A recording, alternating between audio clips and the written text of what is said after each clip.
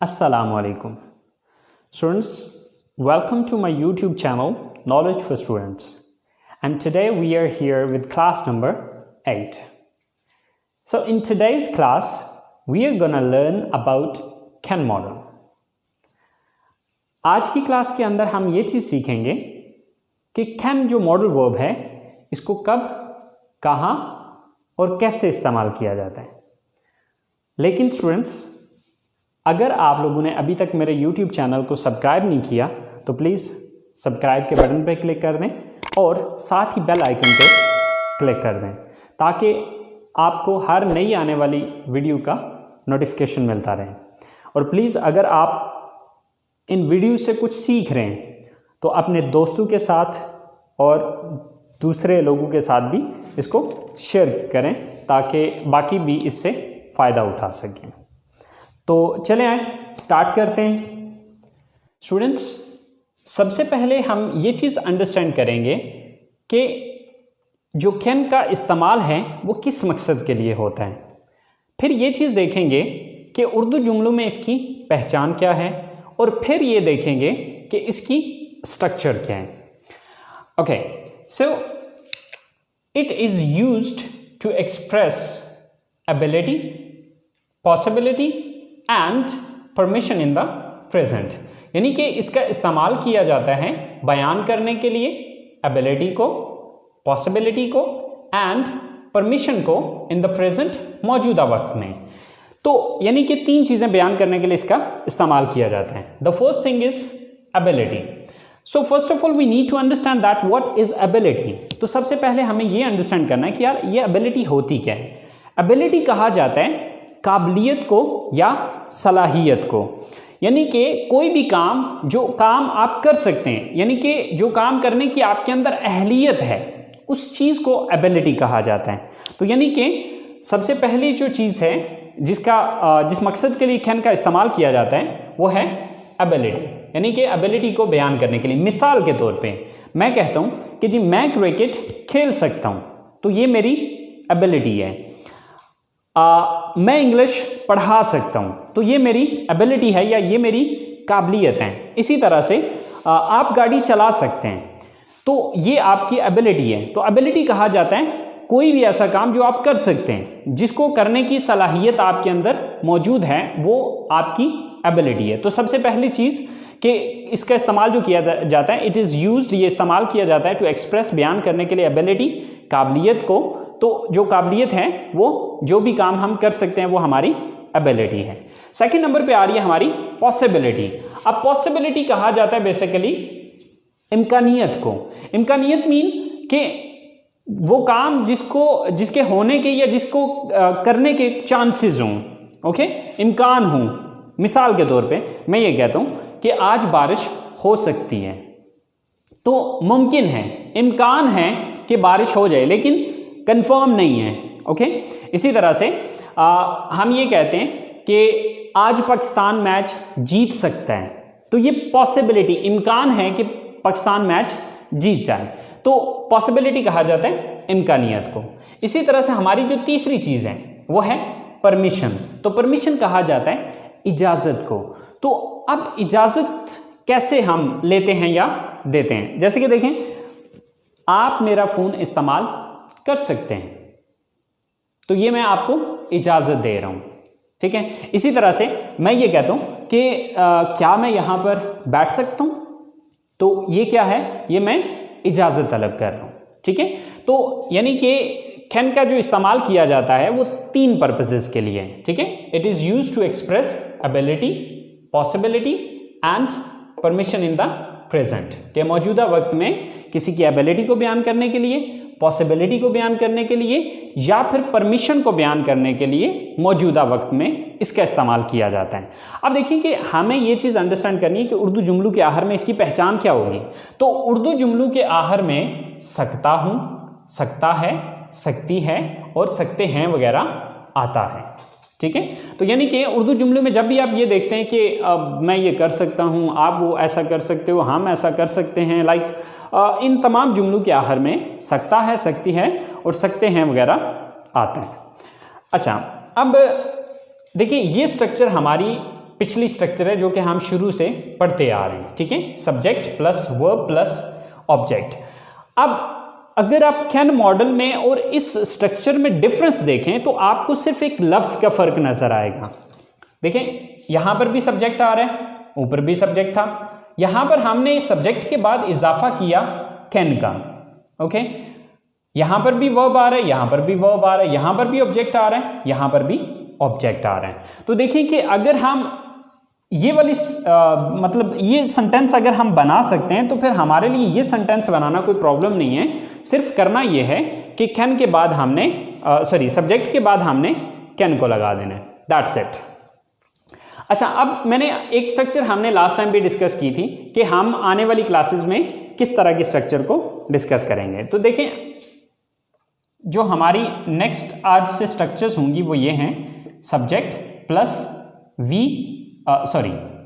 Plus can plus V first form. अब V first form जो है ये मैंने वर्ब की जगह पे लिखा है। देखिए, फर्स्ट फॉर्म की जगह सेकंड फॉर्म, थर्ड फॉर्म या आईएनजी फॉर्म भी आ सकते हैं, और यहां पर ऑब्जेक्ट की बजाय जो है वो मैं ब्लैंक दे रहा हूं। तो आपने ये चीज़ समझ जानी है कि ये जो ब्लैंक है ये ऑब्जेक्ट के लिए ही दी हुई है, ठीक है। तो हमारी स्ट्रक्चर क्या है, subject plus can plus verb first form plus object, okay. तो चलें इसकी कुछ सेंटेंसेस बना के देखते हैं।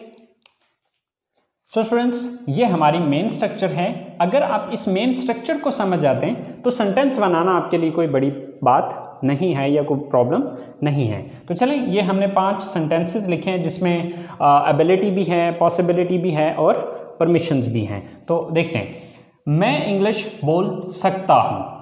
तो अब इस सेंटेंस को जब हम इंग्लिश में लेके जाएंगे तो सबसे पहले हम देखेंगे सब्जेक्ट मैं, I, then can, I can, verb first form. अब वर्ब क्या है यहाँ पे, बोलना, स्पीक, आई कैन स्पीक। क्या चीज बोल सकते हैं, English, I can speak English. So sentence हमारा पूरा हो चुका है। हम खाना पका सकते हैं, तो सब्जेक्ट कौन है, हम, we, then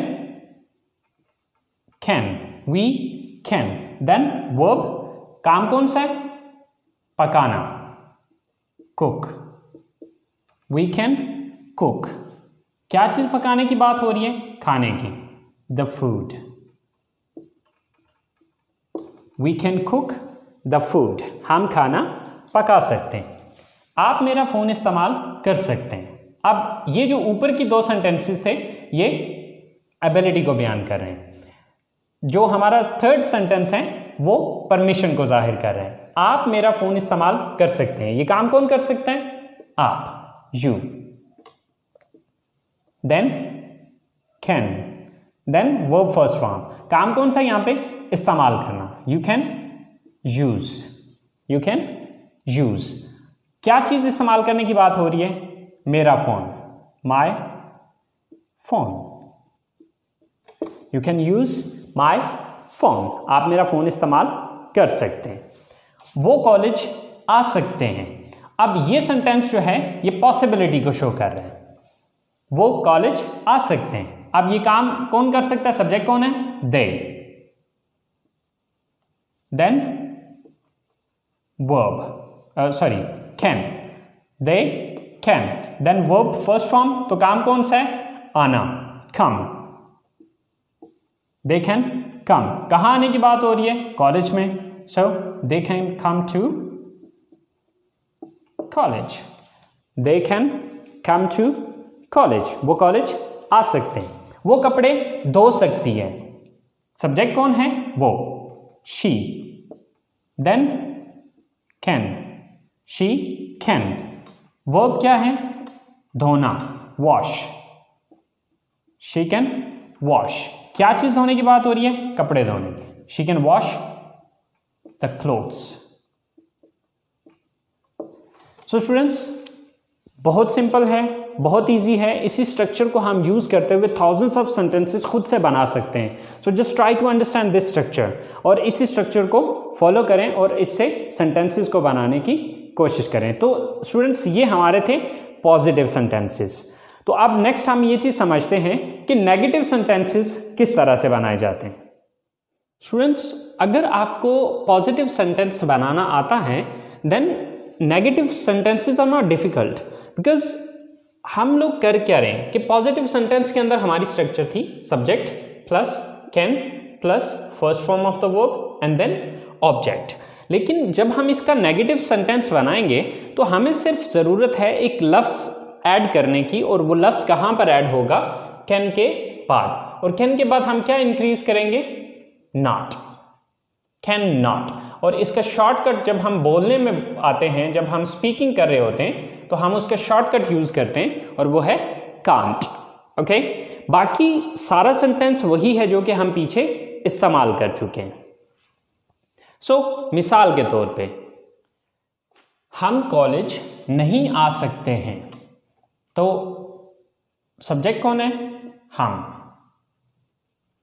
we, then can't, we can't. Verb क्या है, आना, कम,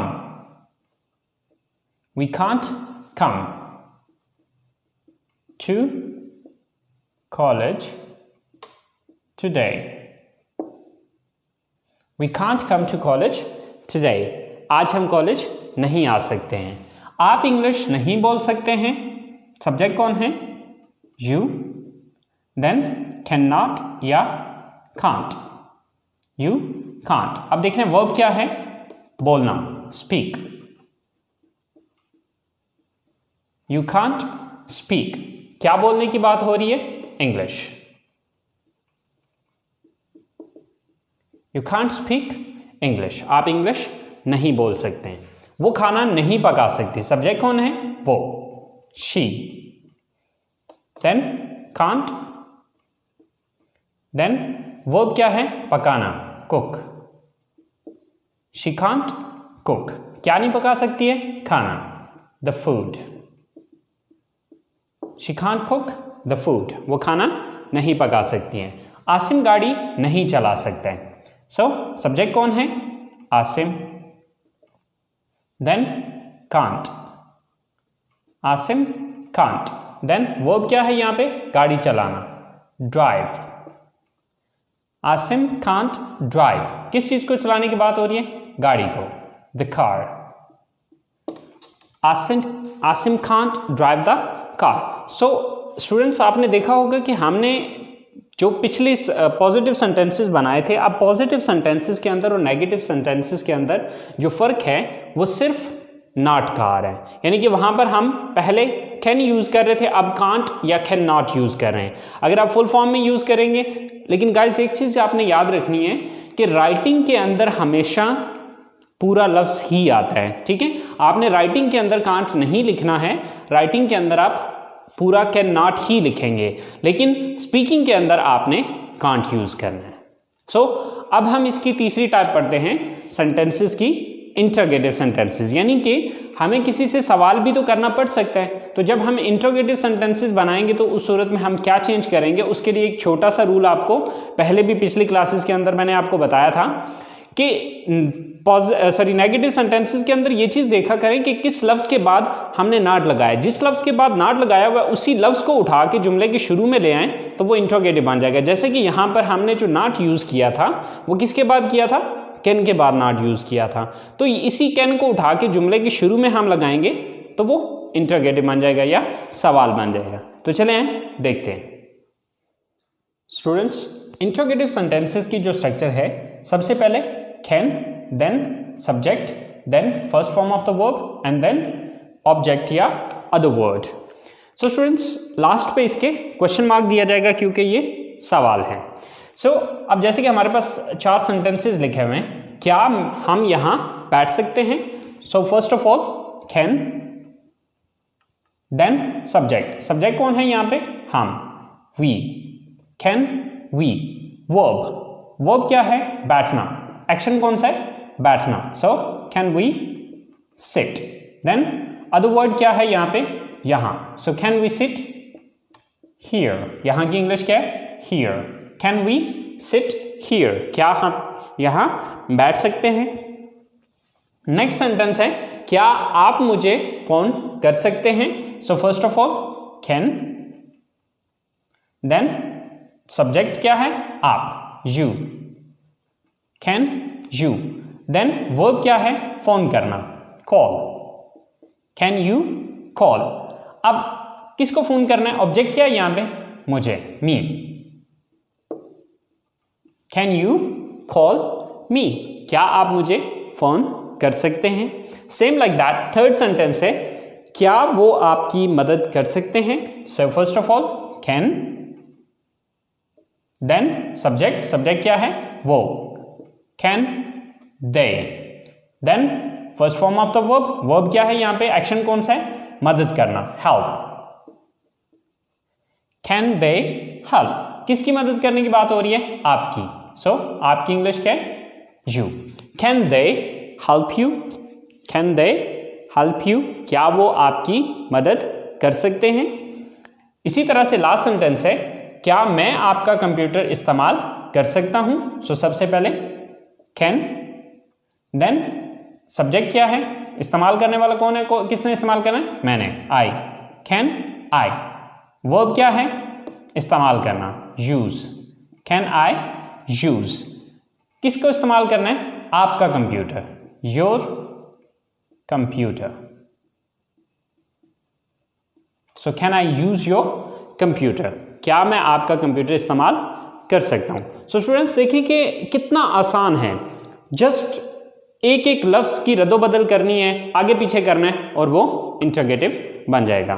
तो अब इसके बाद हम जरा तीनों सेंटेंसेस को, पॉजिटिव, नेगेटिव और इंटरोगेटिव सेंटेंस को आपस में कंपेयर करके देखते हैं कि इनको जब हम इकट्ठे लिखेंगे तो क्या डिफरेंस क्या आ रहा है। तो चलिए स्टूडेंट्स देखते हैं।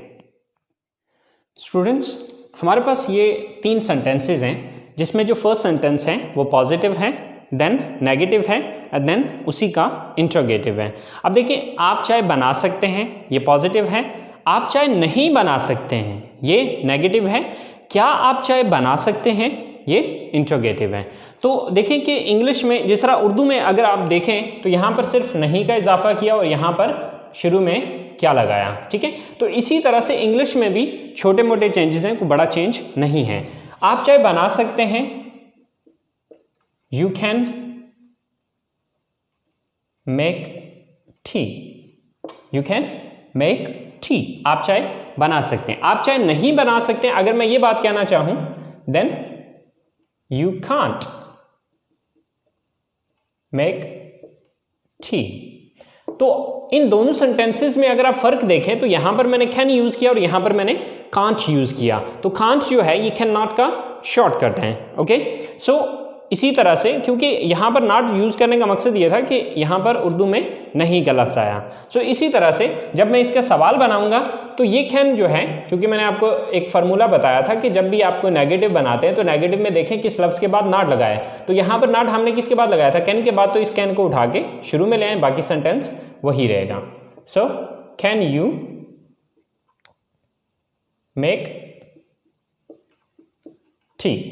सो अब यहां पर इन तीनों सेंटेंसेस को आपस में आप कंपेयर करके देखें कि क्या फर्क क्या आ रहा है। यहां पर you can make tea, you can't make tea, तो यहां पर फर्क इन दोनों सेंटेंसेस में सिर्फ कांट का आया। और इस तीसरे सेंटेंस के अंदर हमने सिर्फ इतना किया कि इस कैन को उठा के शुरू में ले गए और ये नॉट खत्म कर दिया, तो ये सवालिया जुमला बन गया। तो स्टूडेंट्स आई होप सो कि आपको कैन मॉडल का यूज़ समझ में आ गया होगा। इसके पॉजिटिव सेंटेंस किस तरह से बनाए जाते हैं, नेगेटिव सेंटेंस किस तरह से बनता है और इंटरोगेटिव किस तरह से बनता है। आई होप सो आप लोगों को इस बात की समझ आ गई होगी। सो स्टूडेंट्स इसको ट्राई कीजिएगा, इसको प्रैक्टिस कीजिएगा। इंशाल्लाह ज़िंदगी रही तो आप लोगों से अगले लेसन के साथ नेक्स्ट मुलाकात होगी। टेक केयर, अल्लाह हाफिज़।